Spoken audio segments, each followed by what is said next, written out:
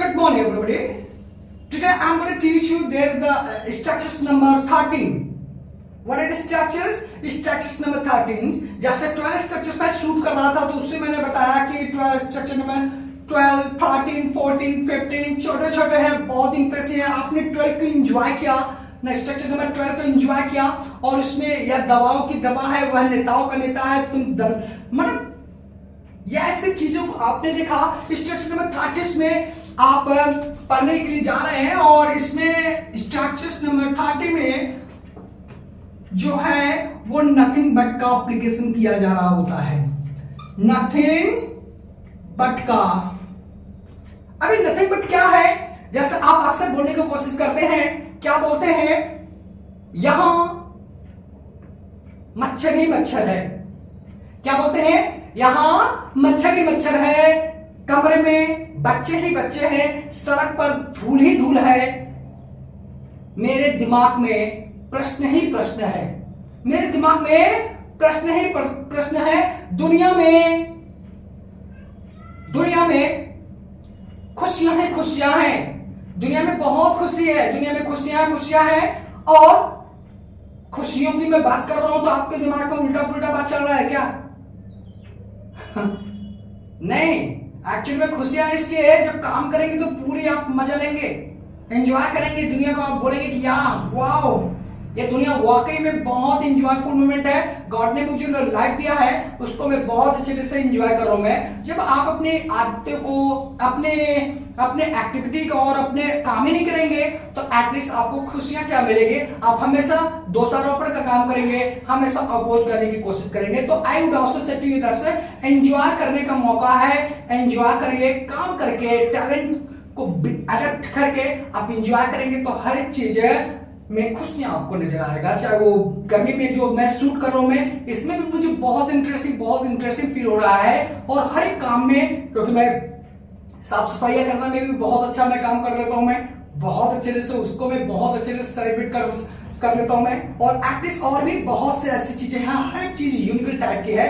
और मैं आपको बता देना चाहता हूं कि एंजॉय योर लाइफ, अच्छे एक्टिविटी करके आप अपने लाइफ को बिल्कुल खुशहाल और एंजॉयफुल बना सकते हैं. तो इसलिए जैसे गली में कीचड़ ही कीचड़ है, बोलते हैं कि नहीं? गली में कीचड़ ही कीचड़ है, तुम्हारे हाथ में गंदगी ही गंदगी है, तुम्हारे हाथ में गंदगी है, जाओ उसको साफ कर लो, ऐसा बोलते हैं, बच्चों को बोलते हैं. और इस लड़के में कमियां ही कमियां हैं. मेरे दिमाग में प्रश्न ही प्रश्न है. घर में गंदगी ही गंदगी है, आसमान में तारे ही तारे हैं. थोड़ा सा ऐसा कर रहा हूं मैं कि नीचे अगर मैं देख रहा हूं मैं तो अब इतने एग्जाम्पल आप कैसे एक माइंड में सेट हो जाता है. बच्चों को 2-3 एग्जाम्पल से हम किसी बच्चों को समझाते हैं. मैक्सिमम स्ट्रक्चर्स की मैं बात कर रहा हूं मैं, और हमारे पास इतने एग्जाम्पल तो थोड़ा सा शॉर्ट लेने की कोशिश किया जा रहा होता है. तो आइए देखते हैं ऐसे चीज नथिंग बट का कैसे एप्लीकेट कर सकते हैं. देखते हैं. जैसे यहां ओके, थोड़ा सा आप बात जानने की कोशिश करिएगा. कहता क्या है? कमरे में एक लड़का है. कमरे में क्या है? एक लड़का है. कमरे में बहुत से लड़के हैं. कमरे में बहुत से लड़के हैं और कमरे में लड़के ही लड़के हैं. लड़के ही लड़के हैं. यहां शांति ही शांति है.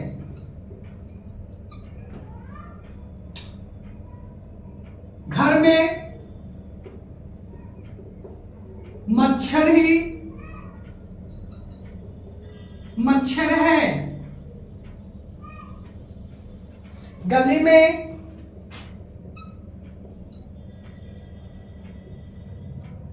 कीचड़ ही कीचड़ है।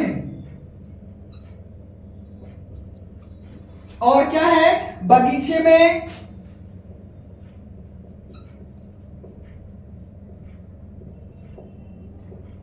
ही पेड़ है, रास्ते में कांटे ही कांटे हैं, मेरे जीवन में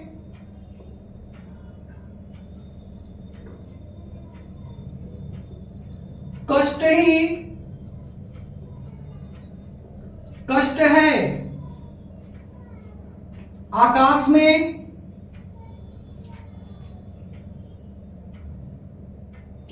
तारे ही तारे हैं, इस लड़के में कमियां ही कमियां हैं,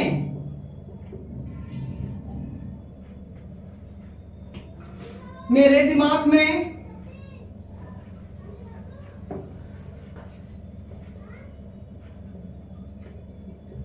प्रश्न ही प्रश्न है। यानी काफी चीजें आप बना सकते हैं, बहुत सी चीज कॉम्प्लिकेट कर सकते हैं। जैसा मैं जानने की कोशिश करता हूं मैं कि अगर हम कोई ऐसे चीज का आप ट्रांसलेशन जो करेंगे, आपको बहुत से एग्जाम्पल मेरे पास है, एटलीस्ट 15 या 20 एग्जाम्पल आपको दे देंगे। आपको सोचने की जरूरत नहीं पड़ेगी, आप उसको लिख के अपना नोटबुक अच्छे तैयार कर सकते हैं और टाइम को वेस्ट ना करते हुए आप आगे बढ़ने की कोशिश क्या करें। अब देखिएगा, इसको ट्रांसलेट करने का एक तरीका है।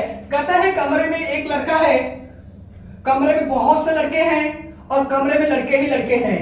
इन चीजों को आप ऑब्जर्व करिए, ये तीनों में कहता है कमरे में एक लड़का है। लड़का है कहां? कमरे में है ना जी। जब कोई भी प्रेजेंट होता है तो देयर का एप्लीकेट करते हैं। किसका एप्लीकेट करते हैं? देयर का। देयर को मैंने पढ़ाया हूं, मैं डिटेल में पढ़ाया हूं, आप जाकर देख लीजिएगा। कहता है कि लड़का है, एक लड़का है कहां? कमरे में। तो आप लिखते हैं there is a boy in the room. एक लड़का है तो आपने इज लिखा। कमरे में बहुत से लड़के हैं, बहुत से लड़के हैं। देयर आर मेनी बॉयज कहां? In the room. There are many boys in the room. अब यहां पर कहता है कमरे में लड़के ही लड़के हैं।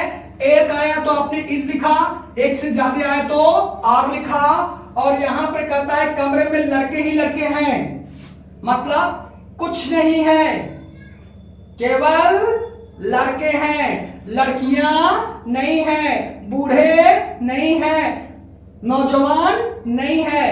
किसकी संख्या को शो कर रहा है? लड़कों की संख्या का, लड़कियों की संख्या को नहीं, बूढ़े नौजवान की संख्या को नहीं। एक की तरफ इशारा कर रहा है। बहुत सी चीज है लेकिन फिर भी इशारा किसको कर रहा है? एक की तरफ। जब बहुत सी चीज मिलकर एक की तरफ इशारा करे तो वो भी सिंगुलर ही माना जाता है। जबकि लड़कों की संख्या क्या है? लड़के ही लड़के हैं, बहुत से लड़के हैं, लेकिन वहां पर एक को इशारा कर रहा है, लड़के की एक जाति को।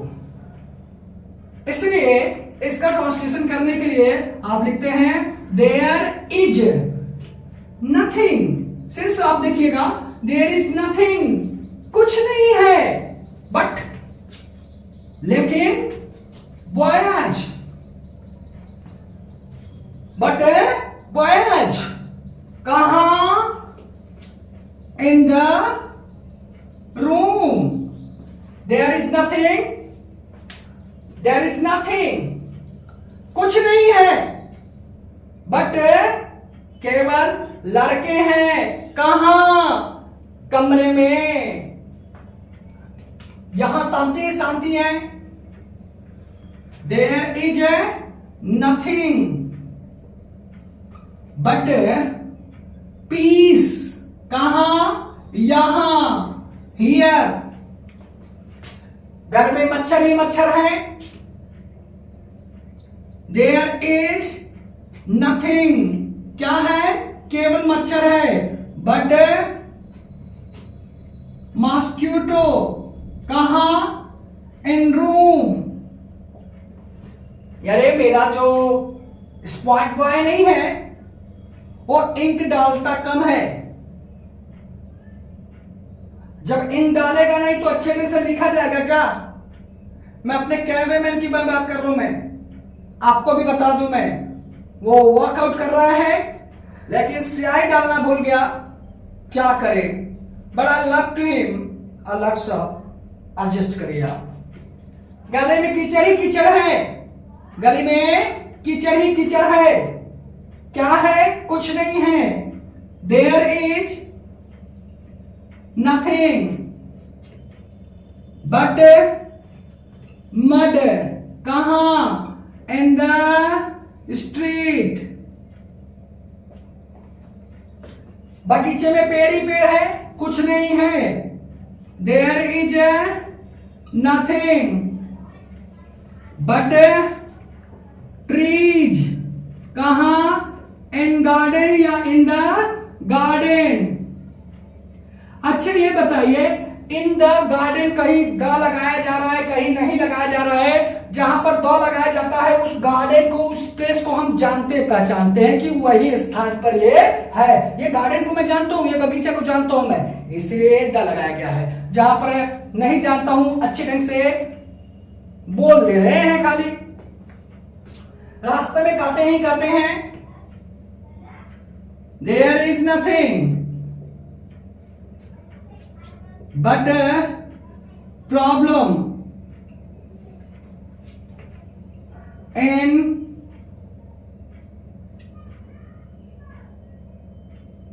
टारगेट।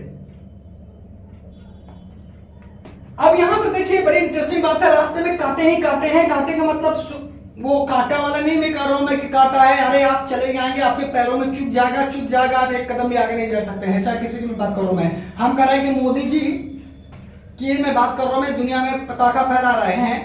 बहुत अच्छी बात है क्योंकि उनके तपस्या का, उनके हार्डवर्क का फल सभी को जाता है।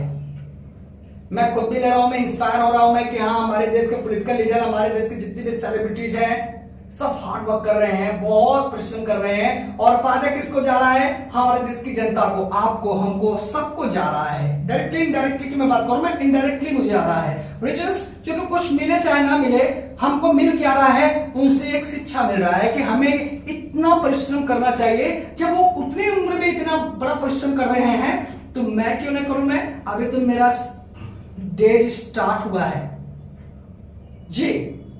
अच्छा ठीक है, थोड़ा फिलोसफी की मैं बातें नहीं करना चाहता हूं मैं, बट रियलिटी में बातें करना चाहता हूं मैं कि जो डेज स्टार्ट हुआ है और मैं जो वीडियो जितनी भी शूट कर रहा हूं मैं, चाहे ये वीडियो हो चाहे जितनी भी वीडियो शूट कर रहा हूं मैं, और जितनी भी शूट करूंगा मैं सब एक के लिए मैं शूट करूंगा मैं, वो है प्रकृति मां के लिए। मैं परिश्रम कर रहा हूं मैं, पसीने बहा रहा हूं मैं, तो प्रकृति मां के लिए मेरा पूरा का पूरा मैक्सिमम मेरी जो एफर्ट रहेगी वो प्रकृति मां की सेवा में रहेगा। क्योंकि इससे जो भी पैसे कमाऊंगा मैं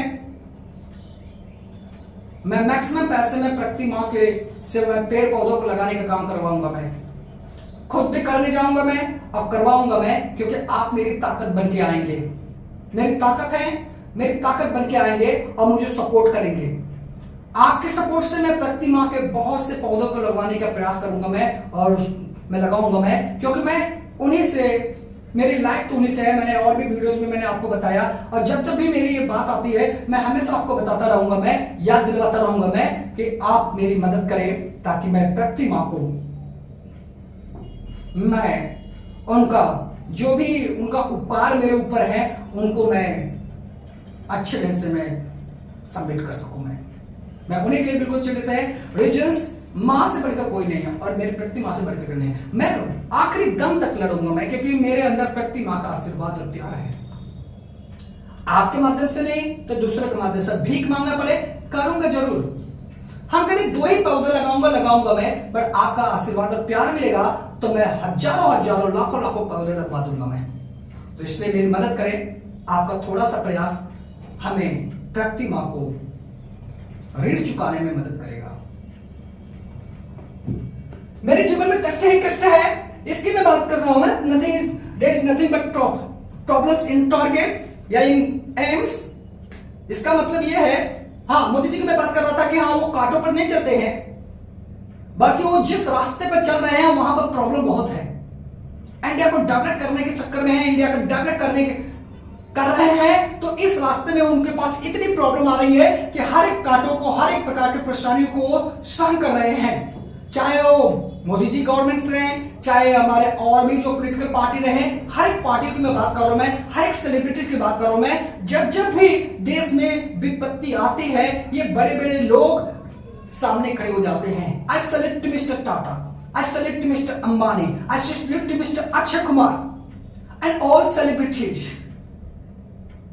अरे भाई कोरोना पैंडेमिक टाइम में खुल के आए, हर एक पॉलिटिकल पार्टी खुल के आए, हमारे देश के जवान नौजवान बिल्कुल सेवा किए, हमारे देश के जितने भी पुलिस कर्मी रहे बिल्कुल चप्पे चप्पे पर, वो आए चाहे ना आए, हम गए कि ना गए, वो जरूर ड्यूटी पर तैयार रहे। मिस्टर्स योगी जी, मिस्टर्स और भी, मतलब मैं इनकी बात नहीं कर रहा हूं, मैं जो भी अच्छा काम करते हैं, चाहे वो पार्टी हो एंटी पार्टी हो, मुझसे इससे लेने देने नहीं है। जिन्होंने अच्छा काम किया है सब काबिले तारीफ हैं। ये इनके रास्ते में बहुत परेशानियां आती है, कांटे ही कांटे आते हैं, मतलब बहुत परेशानी आती है, लेकिन क्या करें। तो रास्ते में कांटे ही कांटे हैं, गुलाब में कांटे ही कांटे होते हैं, बट यहां पर रास्ते में भाई कांटे नहीं रहेंगे तो गुलाब कैसे खिलेगा। गुलाब है ना तो कांटों का हटाना जरूरी होता है। तो इस तरीके से आपको आगे बढ़ना है तो आपके लाइफ में भी इस तरीके से प्रॉब्लम नहीं आएंगी। तो कैसे पता चलेगा कि आप गुलाब है, आप कमल है, आप गुलाब है। गुलाब की खुशबू तो हर लोग लेना चाहता है, क्या आप नहीं लेना चाहते हैं। गुलाब बनना है तो कांटे भी रहना चाहिए। गुलाब नहीं रहेगा, कांटे नहीं रहेगा, गुलाब क्या रहेगा। मेरे जीवन में कष्ट ही कष्ट है, कष्ट ही कष्ट है। There is nothing, there is nothing but problems in my life। मेरे जीवन में कष्ट ही कष्ट रहेगा, था। there was nothing but problem in my life। मेरे कष्ट, जीवन में कष्ट ही कष्ट रहेगा या होगा, there will be nothing but problem in my lives। मेरे जीवन में कष्ट ही कष्ट हो सकता है, कैन बी, होना चाहिए, शुड बी। अरे क्या होना चाहिए, थोड़े ना होना चाहिए, है कि नहीं, मस्ट बी। आप जिस भी फॉर्मेट में करना चाहते हैं आप कर सकते हैं। मैं कौन रोकने वाला होता हूं, मैं कौन, कोई क्या रोकने वाला होता है। तो जैसा भी मूड आएगा उस तरीके से आप ट्रांसलेट कर लेंगे। यहां पर देखिएगा आकाश में तारे ही तारे हैं, बहुत से तारे हैं, एक तरफ इशारा कर रहा है। There is nothing but stars, कहां, इन द स्काई। स्काई को मैं जानता पहचानता हूं, मैं बड़ी अच्छी चीजें हैं। इस लड़के में कमियां ही कमियां हैं। There is nothing but wills in this boy, इस लड़के में। और मेरे दिमाग में प्रश्न ही प्रश्न है। There is nothing but questions in my mind. Students, मैं बात करना चाहता हूं, मैं बहुत से ऐसी बात है। आपने देखा नथिंग बट का एप्लीकेशन कुछ नहीं बल्कि या केवल,